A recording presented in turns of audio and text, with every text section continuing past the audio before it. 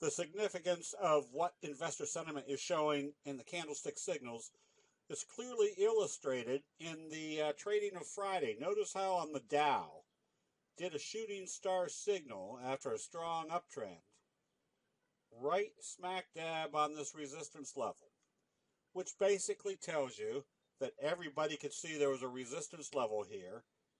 We as candlestick investors could see what the investor sentiment was once it got there. They started selling off.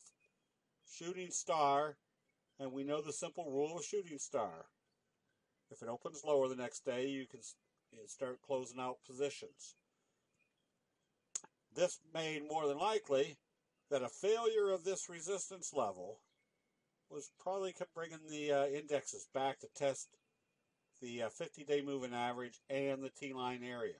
At that point, it becomes an easy assessment. If it fails to hold at the 50-day moving average, then we're probably stuck in this sideways trend channel.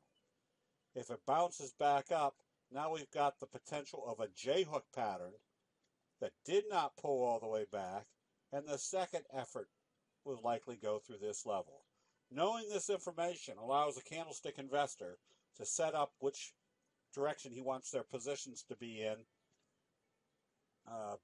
either predominantly long or predominantly short, based upon what each chart pattern is illustrating. The strength on the pullback, as we can see in the NASDAQ, was that it came back down to the T-line and bounced back up and closed just above the 200 and right at the 50-day moving average.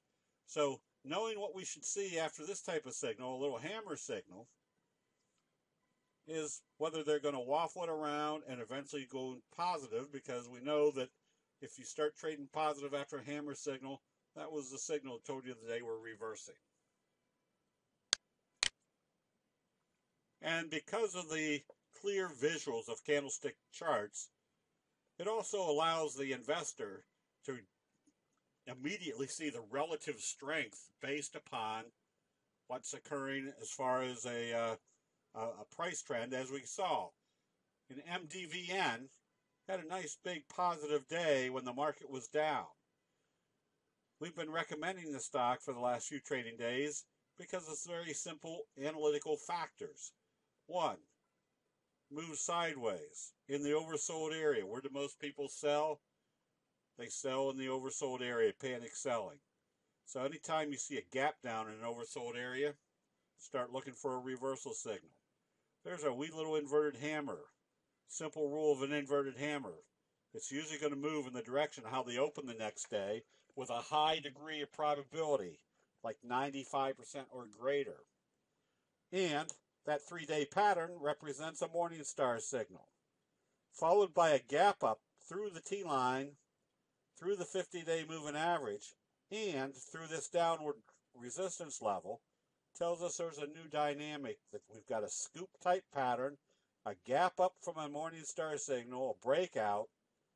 We want to stay long as prices stay above the T-line. This puts us in situations where the probabilities are extremely good in our favor. So even in a down drifting market or a sideways market or a bad day market, we can identify which stocks are still acting the strongest. That'll be it. We'll see you in the chat rooms.